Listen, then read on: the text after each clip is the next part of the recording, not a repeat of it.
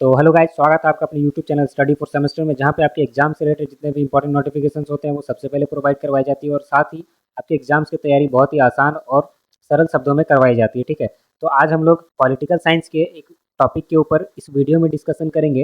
जैसा कि आप यहाँ पे वीडियो में देख पा रहे होंगे कि आज का हमारा जो टॉपिक रहेगा वो रिव्यू सेमेस्टर 6 के, जिसका सेशन 2022-26 है, उसके पॉलिटिकल साइंस मेजर पेपर 12 का एक टॉपिक है। ठीक है, मतलब कि आज हम लोग पॉलिटिकल साइंस के एक टॉपिक के ऊपर डिस्कशन करने वाले हैं। अगर आपने मेरा सिलेबस का वीडियो नहीं देखा है तो वो जाके पहले देख लीजिएगा, तभी आपको समझ आएगा कि किस प्रकार से आपको क्या क्या कंटेंट वाइज आपको पढ़ना है, मतलब क्या क्या कंटेंट इसमें रहेगा जिसको आपको तैयारी करना है, पढ़ के उसको एग्जाम में जाना है। ठीक है, तो उसमें सिलेबस वाले वीडियो में मैंने आपको ये बताया है कि जो आपका मेजर पेपर 12 है ना, उसमें लोक नीति के बारे में पढ़ना है। ठीक है, अगर आप वो वीडियो नहीं देखे तो एक बार जरूर देख लीजिएगा, ताकि आपको ये आइडिया हो जाए कि आपको क्या क्या पढ़ना है, किस सीक्वेंस में पढ़ना है। ठीक है, तो आज हम लोग इस वीडियो में लोक नीति के बारे में ही बात करने वाले हैं। ठीक है, तो इसमें आपको क्या क्या पढ़ना है, मतलब कि लोक नीति के बारे में आपको परिभाषा पढ़ना था, विशेषताएं और मॉडल के बारे में पढ़ना। ठीक है, ये तीनों चीज़ें पढ़ना है उसमें। ठीक है, लेकिन आपका क्वेश्चन इस प्रकार से नहीं पूछेगा जैसे यहाँ पे लिखे है ना, लोक नीति की परिभाषा, विशेषताएं और मॉडल का वर्णन करें, तो ऐसा आपको क्वेश्चन नहीं पूछेगा। आपको क्या पूछेगा, लोक नीति की परिभाषा क्या क्या होती है, या उसकी विशेषताओं का वर्णन करें, या लोक नीति की मॉडल का वर्णन करें। इस टाइप से आपसे कुछ भी पूछ सकता है, लेकिन यही तीन चीज़ रहेगा, या तो परिभाषा या विशेषता या मॉडल, या हो सकता है दो चीज़ पूछ ले, परिभाषा विशेषता या विशेषता और मॉडल पूछ ले। तो इन्हीं तीन चीज़ों में से कुछ भी क्वेश्चन आपसे घुमा के पूछेगा। तो बाकी आज हम इस वीडियो में आपको पूरा तैयारी करवा देंगे। ठीक है, परिभाषा भी लिखवा देंगे, विशेषताएं भी लिखवा देंगे, और साथ ही आपको मॉडल भी क्या क्या इसका होता है सारा कुछ हम इसमें करवा देंगे। बस आपको अच्छे से वीडियो को देखना है, समझना है, और बस एग्जाम में जाके आपको लिखना है। ठीक है, तो चलिए आज का टॉपिक आप हम लोग देख पा रहे होंगे कि क्या है कि लोक नीति की परिभाषा, विशेषताएं और मॉडल का वर्णन करें। ठीक है, तो चलिए सबसे पहले हम लोग उत्तर लिखना स्टार्ट करेंगे, और उत्तर में आप भी इसी प्रकार से पहले उत्तर लिखेंगे, फिर उसका प्रस्तावना लिखेंगे। उत्तर में हम लोग स्टार्ट प्रस्तावना के साथ करेंगे। तो लोक नीति क्या होता है, पहले ये चीज़ हम लोग लिखेंगे, थोड़ा सा एक्सप्लेन करेंगे। ठीक है, तो यहाँ क्या है कि हर देश की सरकार का सबसे बड़ा काम जनता के भले के लिए निर्णय लेना और योजनाएं बनाना है। ये फैसले और योजनाएं ही आगे चलकर जनता के जीवन को प्रभावित करती है। इन्हीं को लोक नीति कहा जाता है। ठीक है, तो लोक नीति क्या होता है, सरकार का काम क्या होता है, जनता के भला के लिए काम करना, जनता की समस्याओं को सुनना, उसको हल करना। तो उसके लिए जो योजना बनाई जाती है, ठीक है, जो नीतियां बनाई जाती है, उसी को लोक नीति कहा जाता है। आगे है कि लोक नीति असल में सरकार की वह सोच, योजना और कार्रवाई है जो समाज की जरूरतों को पूरा करने और समस्याओं को हल करने के लिए बनाई जाती है। ठीक है, मतलब कि लोक नीति होता क्या है, तो सरकार का वो योजना होता है, या वो कार्रवाई होता है, या फिर सरकार का वो थॉट होता है, गवर्नमेंट का वो थॉट होता है, जो समाज की ज़रूरतों को, मतलब कि समाज में जो नीड है, जिस चीज़ की कमी है, तो उसको जिस चीज़ से पूरा किया जाता है ना, उसी को योजना बोलते हैं। मतलब कि उसी योजना को क्या कहते हैं, लोक नीति कहते हैं। ठीक है, आगे देखेंगे कि यह केवल कागज पर लिखी बात नहीं, बल्कि इसका असर सीधे जनता के जीवन पर पड़ता है। ठीक है, ये जो लोक नीति होता है ना, ये सिर्फ कागज पे लिखा हुआ बात नहीं होता है। इसका जो भी लोक नीति बनती है, उसका सीधा असर किस पे होता है, तो वो जनता के जीवन पे होता है। ठीक है, जनता तो समझते ही होंगे ना, पब्लिक जो होते हैं, आम लोग, तो उनके जीवन पे सीधा लोक नीति का असर पड़ता है। ठीक है, अब हम लोग आगे समझेंगे लोक नीति की परिभाषा क्या होती है। तो एक हेडिंग बनाएंगे आप, लोक नीति की परिभाषा। यहाँ पे थोड़ा सा परिभाषा लिखना इंपॉर्टेंट होता है, क्योंकि लोक नीति एक्सप्लेन कर रहे हैं हम लोग, और जहाँ तक कि आप क्वेश्चन में देख पा रहे होंगे, यहाँ आपका लिखा है कि लोक नीति की परिभाषा। ठीक है, तो परिभाषा हम लोग एक्सप्लेन करेंगे थोड़ा सा, कि कुछ विद्वानों ने अलग अलग टाइप से परिभाषा दिया है, तो उसको भी हम लोगों को थोड़ा सा एक्सप्लेन करके बताना पड़ेगा। ठीक है, तो सबसे पहले लिखेंगे लोक नीति की परिभाषा, फिर आगे थोड़ा सा लिखेंगे कि लोक नीति शब्द अंग्रेजी के पब्लिक पॉलिसी से लिया गया है। ठीक है, सरल भाषा में कहा जाए तो लोक नीति वह योजना है जो सरकार जनता की भलाई और समस्याओं के समाधान के लिए बनाती है। ठीक है, तो लोक नीति क्या होता है, सरकार के द्वारा बनाया गया सरकार के द्वारा जनता के लिए, जनता की समस्याओं को हल करने के लिए जो योजना बनाई जाती है, उसी को लोक नीति कहते हैं। ठीक है, अब चलिए हम लोग देखते हैं कि कुछ विद्वानों ने लोक नीति के बारे में क्या अपना राय दिया है कि क्या होता है लोक नीति। तो यहाँ जैसा कि आप देख सकते हैं कि थॉमस डाई ने क्या कहा है। ठीक है, थॉमस डाई ने क्या कहा है कि लोक नीति वह सब कुछ है जो सरकार करती है या करने से मना करती है। मतलब कि लोक नीति क्या होता है, थॉमस डाई के अनुसार, सरकार जो करती है, जो खुद कर रही है, या फिर जो अपनी जनता को करने से मना करती है, उन्हीं चीज़ों को लोक नीति कहते हैं। ठीक है, जैसे कि कुछ चीज़ें होती है जो हम लोगों को करने से सरकार के द्वारा मना किया जाता है कि इन चीज़ों को नहीं करना है। ठीक है, तो वही लोक नीति कहलाता है। आगे है ड्रॉर ने क्या कहा, ड्रॉर ने कहा है कि लोक नीति वह मार्गदर्शन है जिसे सरकारी अधिकारी किसी समस्या को हल करने के लिए तैयार करते हैं। ठीक है, ये ड्रॉ ने कहा है। ठीक है, आगे पैराग्राफ चेंज करके लिखेंगे कि इससे साफ है कि लोक नीति सरकार का तय किया हुआ रास्ता या कार्यक्रम है जिसका मकसद जनता की जरूरतों और अपेक्षाओं को पूरा करने का होता है। ठीक है, समझ गए यहाँ तक। आगे हम लोग देखेंगे लोक नीति की विशेषता। अब हम लोग नेक्स्ट टॉपिक की तरफ बढ़ रहे हैं। परिभाषा देख लिया, अब हम लोग विशेषता की तरफ बढ़ रहे हैं। और विशेषता इसका क्या है, तो यहाँ हेडिंग लगाएंगे। इस तरह से आप बोल्ड करके लिखेंगे तो ज़्यादा इफेक्टिव देखने में लगता है। तो एग्जामिनर जब कॉपी चेक करेगा तो एक बार में उसका ध्यान जाएगा और कॉपी में आपको मार्क्स अच्छे मिलेंगे। ठीक है, तो लोक नीति की मुख्य विशेषताएं क्या क्या है हम लोग आगे देखेंगे।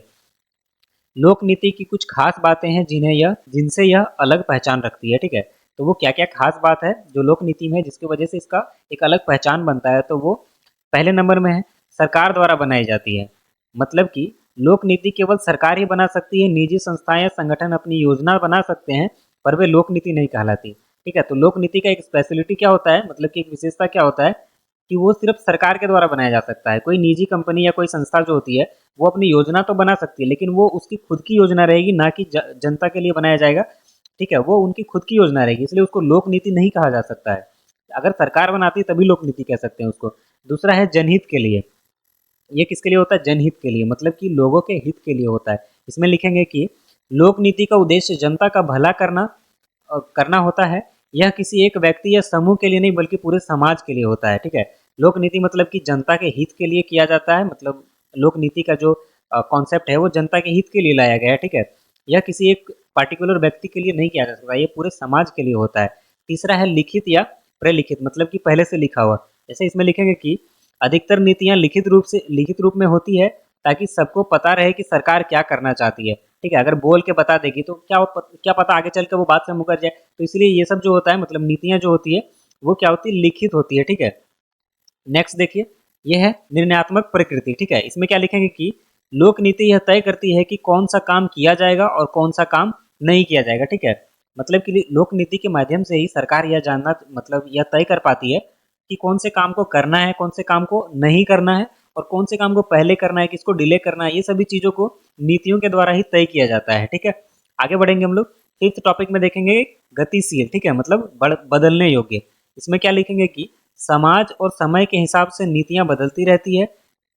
जैसे शिक्षा नीति, स्वास्थ्य नीति आदि समय समय पर बदलती रहती है। ठीक है, लोक नीति में क्या होता है कि नीतियां जो है वो बदलती रहती है, फिक्स नहीं कर दिया गया। ठीक है, इसको हमेशा, मतलब कि जिस टाइप से रिक्वायरमेंट होता है, जैसी जरूरतें होती है उसके हिसाब से बदला जाता है। इसमें क्या आता है, शिक्षा नीति, स्वास्थ्य नीति, ये सब समय समय पे आप देखते ही होंगे कि बदलते ही रहती है। अभी जैसे आपको पता ही होगा 2020 में एनईपी आ गया है। ठीक है, तो ये भी शिक्षा नीति में बदला हुआ था। तो इसी प्रकार से जब जब भी जो रिक्वायरमेंट होता है उसके अकॉर्डिंग जो लोक नीति होती है वो बदली जाती है। आगे है बहुआयामी होती है। ठीक है, 6 में बहुआयामी होती है। इसमें राजनीति, समाज, अर्थव्यवस्था और प्रशासन सभी पहलू शामिल रहते हैं। ठीक है, सेवेंथ है लक्ष्य पर केंद्रित होती है। हर लोक नीति एक साफ लक्ष्य होता है, जैसे गरीबी मिटाना, रोजगार बढ़ाना या शिक्षा का प्रसार करना। तो लोक नीति क्या होता है, मतलब कि ये अपने जो उद्देश्य होता है उसके ऊपर केंद्रित होती है। जैसे गरीबी मिटाना, रोजगार बढ़ाना, शिक्षा का प्रसार करना, तो इन सभी पे लोक नीतियां हमेशा क्या होती है, केंद्रित होती है। ठीक है, नेक्स्ट क्या है, क्रियान्वयन जरूरी है। केवल घोषणा करने से नीति पूरी नहीं होती, जब तक उसे लागू ना किया जाए तब तक उसका कोई असर नहीं पड़ता। ये बात तो सही है कि मतलब कि अगर कोई भी गवर्नमेंट है, कोई भी नीति घोषित कर देती है, सिर्फ बोल देती है, तो क्या उससे कुछ हो पाएगा, बदलाव आएगा, नहीं आएगा। उसके लिए क्या करना पड़ेगा, उसको लागू करना पड़ेगा। ठीक है, नौवां में क्या है, नाइन्थ टॉपिक में हमारा परिणाम से आंकी जाती है। मतलब कि किसी नीति की सफलता इस पर निर्भर करती है कि उसने जनता को कितना फायदा पहुंचाया। ठीक है, मतलब कि जनता को उससे कितना फायदा पहुंचाया, इसी से उसके परिणाम को आंका जाता है। टेंथ में है हमारा कि लोक नीति क्या है, एक प्रक्रिया है। ठीक है, टेंथ में हमारा एक प्रक्रिया है। नीति बनाने की पूरी एक प्रक्रिया होती है। समस्या की पहचान, योजना बनाना, निर्णय लेना, लागू करना और फिर उसका मूल्यांकन करना। ठीक है, ये पूरा का पूरा क्या होता है, इसका एक विशेषता ये भी है कि एक प्रक्रिया होता है। मतलब कि जैसे बोल सके कि एक प्रोसेस से होता है। पहले तो समस्या का पहचान करेंगे कि क्या समस्या है। ठीक है, ऐसा ही किसी भी चीज के ऊपर तो लोक नीति नहीं बना देंगे। तो पहले हम लोग समस्या का पहचान करेंगे कि समस्या क्या है, फिर उसके ऊपर योजना बनाएंगे, फिर निर्णय लेंगे, उसके बाद उसको लागू करेंगे और लास्ट में उसका मूल्यांकन भी करेंगे कि उससे कितना फायदा हुआ, क्या क्या नुकसान हुआ, या कितना हद तक वो समाज में कुछ बदलाव ला पाया है, ठीक है। अब नेक्स्ट देखेंगे लोक नीति बनाने की प्रक्रिया। लोक नीति बनाने की भी तो कुछ प्रक्रिया होती होगी, तो उस चीज को भी हम लोग देखते हैं, ठीक है। लिखेंगे कि लोक नीति एक दिन में नहीं बनती, यह कई चरणों से होकर गुजरती है। लोक नीति क्या होता है कि एक दिन में नहीं बनता है, बहुत सारे प्रोसेस से होकर गुजरता है। जैसे अभी ऊपर भी हम लोग इस चीज का डिस्कशन किए थे कि पहला समस्या की पहचान। पहले यह देखा जाता है कि जनता की सबसे बड़ी समस्या क्या है, जैसे बेरोजगारी, शिक्षा की कमी या प्रदूषण। तो सबसे पहले समस्या को पहचाना जाता है कि जनता के बीच जो समस्या है किस प्रकार की है या क्या है, ठीक है। दूसरा है एजेंडा तैयार करना। उन समस्याओं को चुना जाता है जिन्हें तुरंत हल करने की जरूरत होती है। तो एजेंडा बनाने में क्या किया जाता है, पहले समस्या, सबसे फर्स्ट में समस्या का पहचान हुआ, अब एजेंडा बनाएंगे और उस चीज को चुना जाता है जिसको एकदम तुरंत ही हल करने का जरूरत है, जिसकी वजह से ज़्यादा नुकसान हो रहा हो, तो उसको पहले करेंगे। तो इसलिए एजेंडा तैयार करके और जो तुरंत हल करने लायक हो उसको तुरंत से करते हैं, उसको ज़्यादा प्रायोरिटी देते हैं, ठीक है। नेक्स्ट है नीति का प्रारूप बनाना। इसमें विशेषज्ञ, अधिकारी और नेता मिलकर समस्या के समाधान के लिए योजना बनाते हैं। चौथा है निर्णय लेना। इसमें क्या होता है, सरकार यह तय करती है कि कौन सी नीति लागू की जाएगी, ठीक है, ये निर्णय लिया जाता है उन लोगों के द्वारा।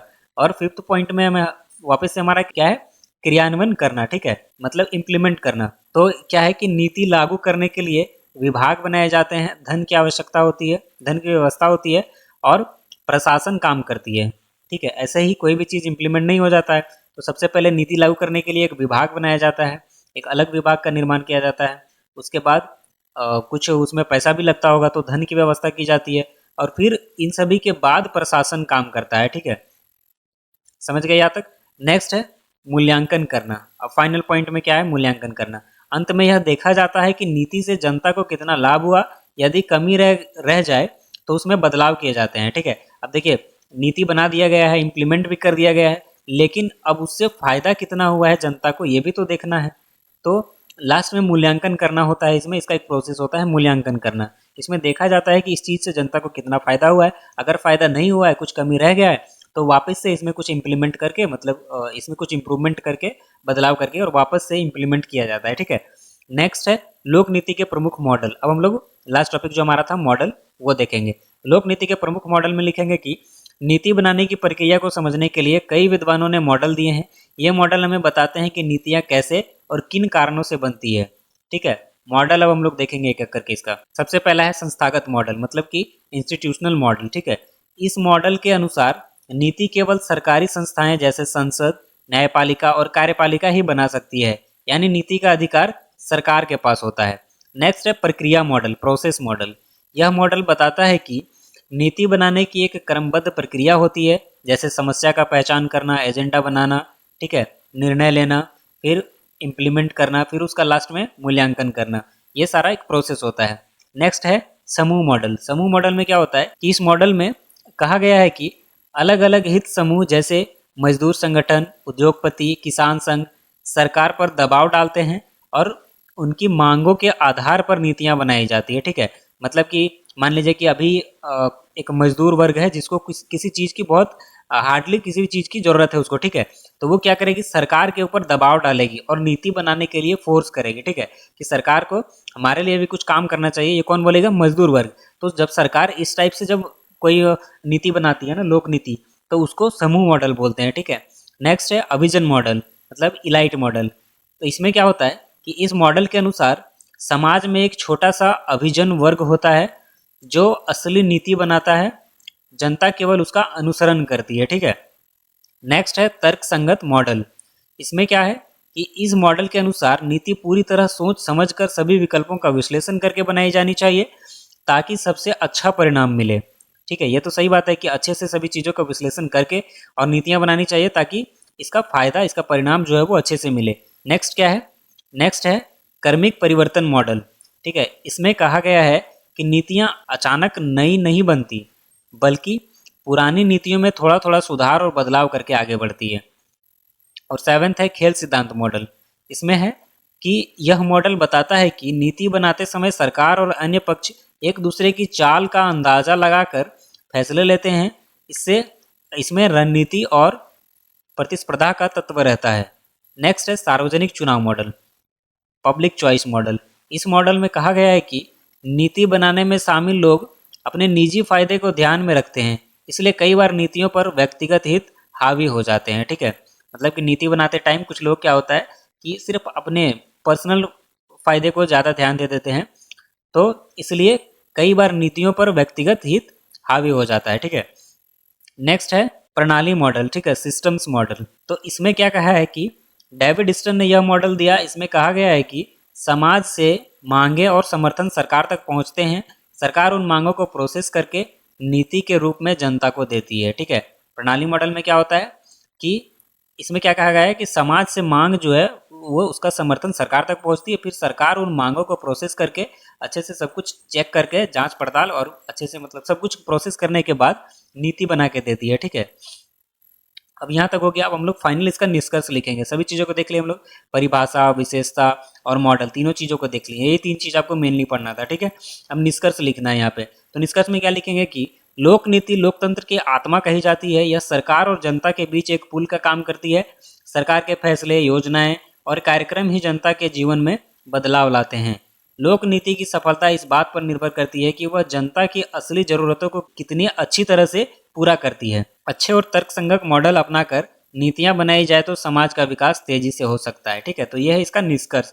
तो आशा करते हैं कि ये सारा टॉपिक आपको अच्छे से समझ आया होगा। ठीक है, अच्छे से समझ लेंगे तो कोई भी क्वेश्चन जो इससे किसी भी प्रकार से अगर क्वेश्चन घुमा के भी पूछा जाए तो आपसे नहीं छूटेगा। ठीक है, तो आशा करते हैं कि वीडियो आपको समझ आया होगा। किसी भी प्रकार का अगर आपको डाउट भी रहता है वीडियो में तो आप कमेंट करके बता सकते हैं।